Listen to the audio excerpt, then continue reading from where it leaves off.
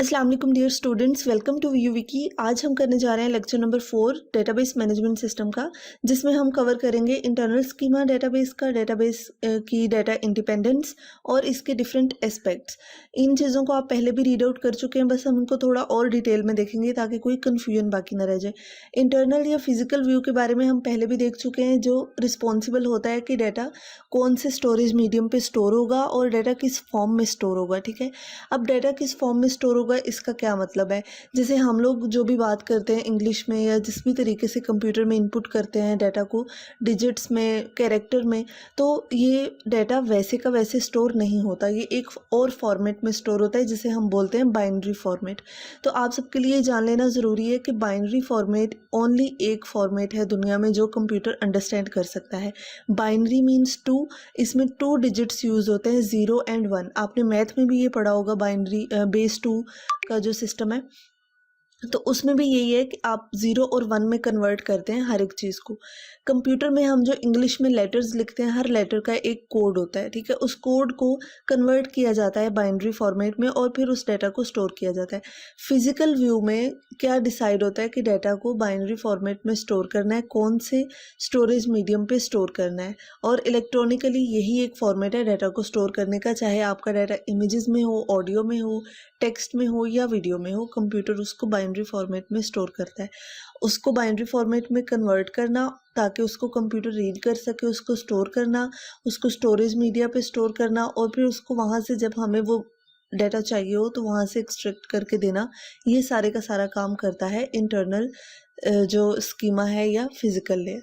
For example, database ने एक file organisation decide कर ली कि हमने फाइल्स को इस तरह से ऑर्गेनाइज करना है और डाटा को इस तरह से स्टोर करना है। तो फिर जो भी डाटा स्टोर होता है उसके लिए इंडेक्सेस क्रिएट होते हैं। इंडेक्सेस का क्या मतलब है? कंप्यूटर की मेमोरी जो है वो कुछ कंसेक्टिव लोकेशंस का एक सेट होती है जिसमें मेमोरी की लोकेशंस बनी होती हैं। ठीक है, हर लोकेशन का एक एड्रेस होता है, यानी फर्स्ट बॉक्स में जितना डाटा पड़ा है फर्स्ट लोकेशन पे उसका एक एड्रेस है, सेकंड पे जितना पड़ा है उसका एक एड्रेस है, एंड सो ऑन। उस एड्रेस को कहते हैं इंडेक्सेस। मींस इंडेक्स पे डाटा स्टोर होता है और उसके बाद जब उसको रिट्रीव किया जाता है तो जिस फॉर्म में हमने एंटर किया होता है हमें उसी फॉर्म में मिलता है। इसके अलावा फिजिकल लेयर ये डिसाइड करती है कि जो डाटा मैंने स्टोर करना है उसको मैं इस तरीके से स्टोर करूं, इस मैकेनिज्म से स्टोर करूं कि वो कम से कम स्पेस ले मेन्यू में, मेमोरी में, और जो स्पेस है हमारी वो मैनेज हो सके। इसके लिए फिजिकल लेयर क्या करती है? डाटा की कंप्रेशन, यानी हमने जब भी किसी भी फाइल का साइज कम करना हो तो हम उसको कंप्रेस कर देते हैं। इसी तरह फिजिकल लेयर डाटा को कंप्रेस कर देती है सो दैट वो मेमोरी में कम से कम स्पेस ले सके। इसके अलावा फिजिकल लेयर ने क्या करना होता है? डाटा को इस तरह से स्टोर करना होता है कि उसके ऊपर सिक्योरिटी रिस्क कम हो और उसको स्पेसिफिक एल्गोरिदम्स को यूज़ करते हुए उसने स्टोर करना है ताकि डाटा हमारा सिक्योर रहे और उसको अनऑथोराइज्ड पर्सन एक्सेस ना कर सके। तो यही मेन डिफरेंस है इंटरनल लेवल के दरमियान में और एक्सटर्नल लेवल के दरमियान में। इंटरनल लेवल पे डाटा उस फॉर्म में स्टोर होता है जिसमें कंप्यूटर उसे समझ सकते हैं, बाइनरी फॉर्म में, और इंटरनल लेवल में ये रिस्ट्रिक्शन है कि डाटा जो है वो बाइनरी फॉर्मेट में ही स्टोर होगा, जबकि एक्सटर्नल लेवल पे डाटा हमें यूज़र व्यू में शो हो रहा होता है और उसमें ये रिस्ट्रिक्शन नहीं है कि डाटा किस फॉर्म में स्टोर होगा। इसके आगे नेक्स्ट टॉपिक है inter schema mapping. Inter means के माबैन, स्कीमा डिफरेंट स्कीमा के माबैन mapping.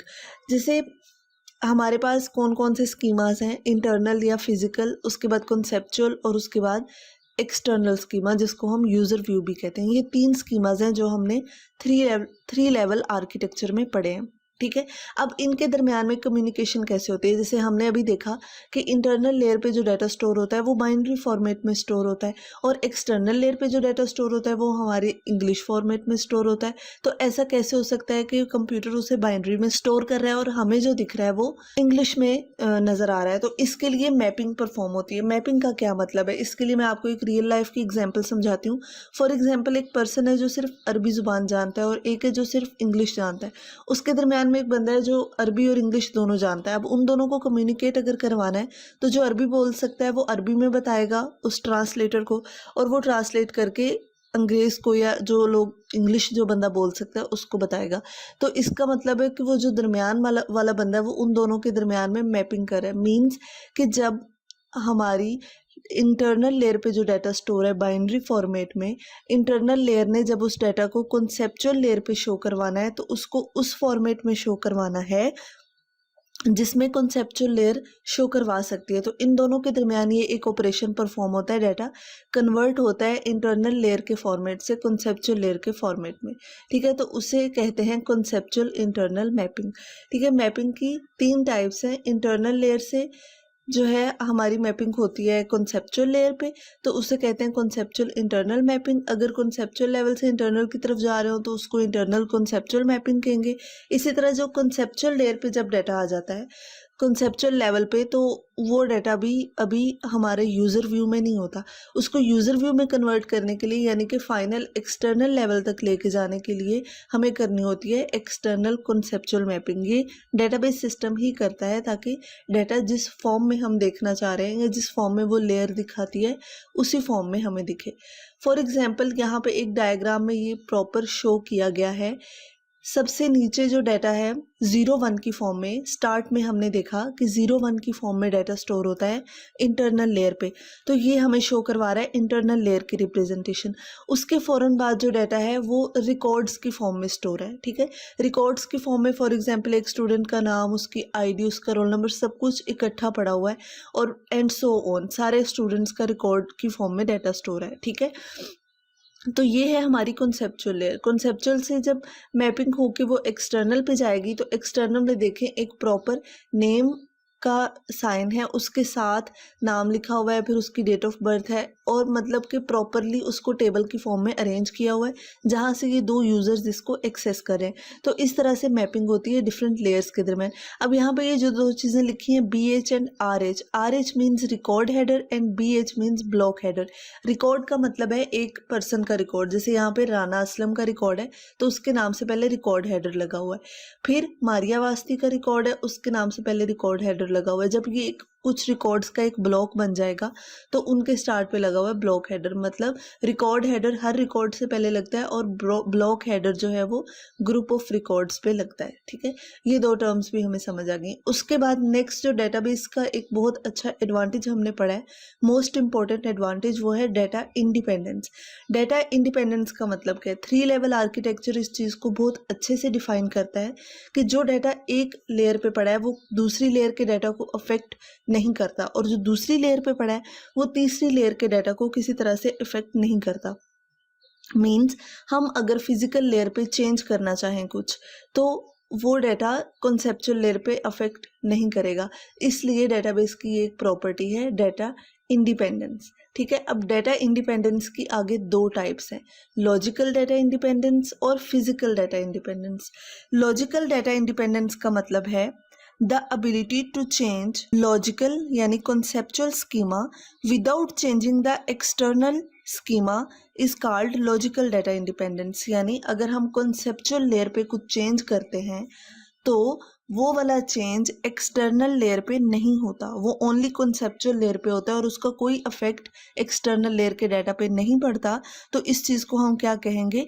Logical data independence. Means हमने कॉन्सेप्चुअल लेयर पे कोई रिकॉर्ड जो है उसके अंदर कोई वैल्यू चेंज कर दी है या किसी रिकॉर्ड में कुछ और एट्रीब्यूट्स ऐड कर दी हैं तो वो चीज़ हमारी फिजिकल लेयर को अफेक्ट नहीं करेगी। मीन्स वो अपडेट हो जाएगा और उसमें उसको चलने में कोई प्रॉब्लम नहीं होगी। लेकिन अगर हम कॉन्सेप्चुअल लेयर से किसी रिकॉर्ड को, किसी डाटा को कम्प्लीटली डिलीट कर देते हैं और उसी डाटा को हम फिर फिजिकल लेयर से एक्सेस करने की कोशिश करते हैं तो वो एक्सेस नहीं होगा। मीन्स डाटा इंडिपेंडेंस है लेकिन एक लिमिट तक कि हम लोग कुछ ऐसे फंक्शंस या कुछ ऐसे टास्क कर सकते हैं जिसकी वजह से जो डाटा है वो अफेक्ट नहीं हो।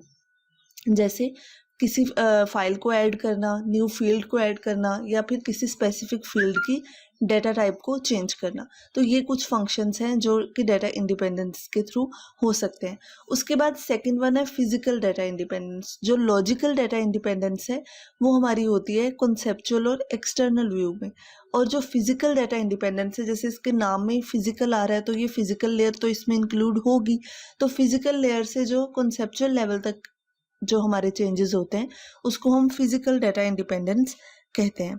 अब इसमें क्या होता है कि अगर हम फिजिकल लेयर पे कुछ चेंजेस करना चाह रहे हैं, जैसे हम स्टोरेज मीडिया चेंज कर सकते हैं, या फिर हम डाटा को सेव करने की, जैसे इंडेक्सेस में सेव होता है तो उसकी कोई टेक्निक चेंज कर देते हैं। तो ये चीज़ फिजिकल लेयर ही समझ सकती है और फिजिकल लेयर तक ही इसका ताल्लुक है, कॉन्सेप्चुअल लेयर पे इसका कोई इफेक्ट नहीं पड़ेगा। तो इस चीज़ को हम कहते हैं डेटा इंडिपेंडेंस, जो कि डेटाबेस का एक बहुत इंपॉर्टेंट फीचर है और एडवांटेज भी है।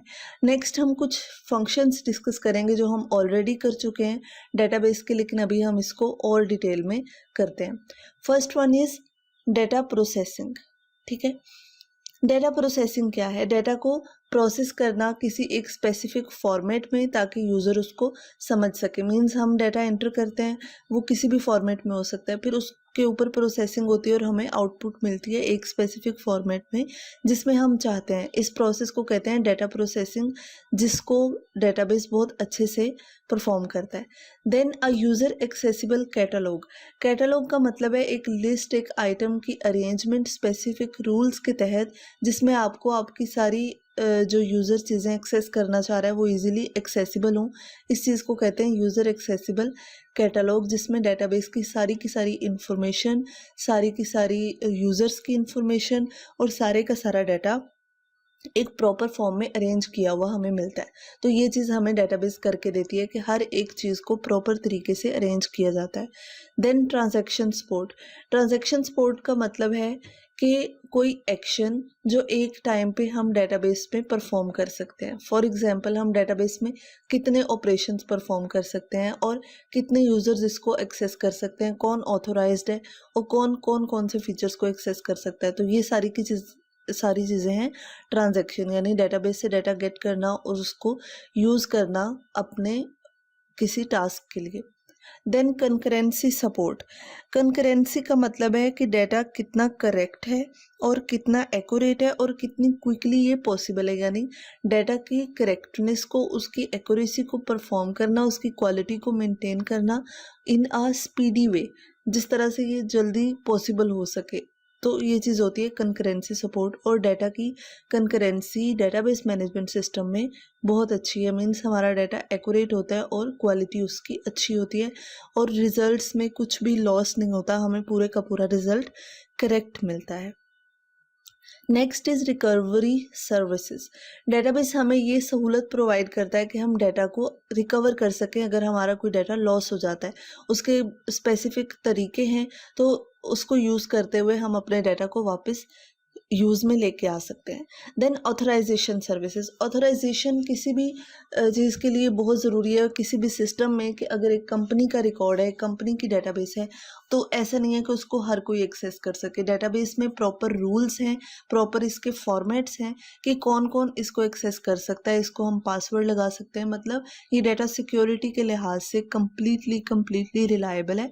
तो ऑथराइजेशन सर्विसेज भी हमें डेटाबेस प्रोवाइड करता है। Then support for data communication. Data communication का मतलब है कि एक कंप्यूटर पे आपकी डेटाबेस पड़ी है और उसके थ्रू कितने लोग कम्युनिकेट कर सकते हैं, यानी एक सेंट्रल हम मीडियम बना लेते हैं, एक सेंट्रल कंप्यूटर बना लेते हैं जिस पे हमारी डेटाबेस पड़ी है, तो हम हज़ारों लोगों को, हज़ारों यूज़र्स को उसके साथ कनेक्ट करवा सकते हैं, जो अपने सिस्टम पे बैठे हुए उस डाटा के साथ कनेक्ट कर रहे हो और उधर से डाटा को यूज़ कर रहे हो और उस पर ऑपरेशंस परफॉर्म करवा रहे हो।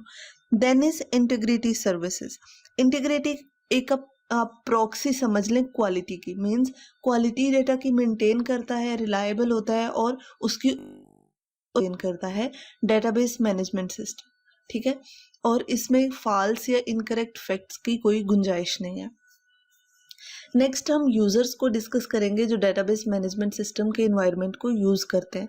इसमें सबसे पहले आते हैं सिंगल यूज़र सिस्टम, देन है मल्टी यूज़र सिस्टम, और मल्टी यूज़र की आगे 3 टाइप्स हैं। तो हम पहले सिंगल यूज़र को डिस्कस कर लेते हैं। सिंगल यूज़र जो डेटाबेस इन्वायरमेंट है, उसमें क्या होता है कि एक यूज़र एक डेटाबेस को एक टाइम पे एक्सेस कर सकता है। फॉर एग्जांपल, ये मेरा कंप्यूटर है, मैंने इस पे एक डेटाबेस बनाई हुई है, तो लोकली सिर्फ मैं ही एक टाइम में इसको एक्सेस कर रही हूँ। इस टाइप के डीबीएमएस सिस्टम्स को हम डेस्कटॉप डेटाबेस सिस्टम्स भी कहते हैं। Next is multi user system. Multi user में क्या होता है कि मल्टी यूज़र के अब आगे 3 तरीके हैं, टेली प्रोसेसिंग, क्लाइंट सर्वर और फाइल सर्वर्स। मल्टी यूज़र्स का मकसद क्या है? मल्टी यूज़र्स का मकसद ये है कि एक डेटाबेस को साइमल्टेनियसली एक टाइम पे ज़्यादा लोग उसको यूज़ कर सकें और उसके साथ इंटरेक्ट कर सकें। अब ये कैसे पॉसिबल है? सबसे पहले था इसमें टेली प्रोसेसिंग।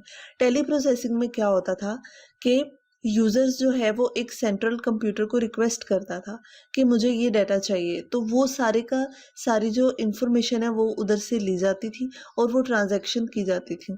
इसमें क्या होता है कि जो मेन कंप्यूटर है जिसके ऊपर डेटाबेस पड़ी है, उसी को सारी ट्रांजैक्शंस, सारी फंक्शनैलिटीज़ करनी होती थी और उसके साथ जो भी कंप्यूटर्स कनेक्टेड होते थे उनको डंब टर्मिनल्स कहा जाता था। मतलब वो खुद कुछ नहीं करते, जो सेंट्रल कंप्यूटर है वही सारी चीज़ें करता है।